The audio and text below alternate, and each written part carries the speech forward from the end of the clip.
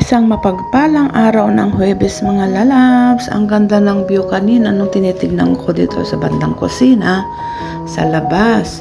Tapos biglang bumuhos yung ulan.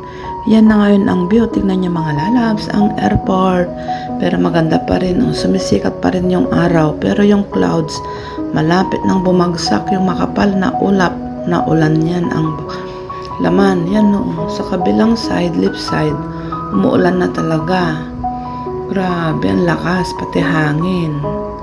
Yan na siya dito sa bandang Lantaw yan, papuntang Lantaw sa kanya ng cable car dyan na side. Madilim na kasi umuulan na. Dito ang harap namin, dito ang aming baba. Ang ganda ng view, biglang bumuos yung malakas na ulan.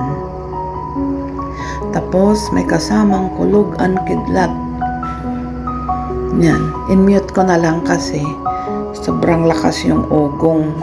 Tapos kanina napapaano pa ako dahil sa kidlat. Tingnan mo. Pero ang ganda ng view, di ba? Yung guhit ng clouds. Yan ang view. Sea view yung building na yan hanggang 60 floors. Ganon din dito sa amin. Dito lang kami sa 37th floor. Harap namin yung airport. Yan yung airport. Hindi gaanong kita na.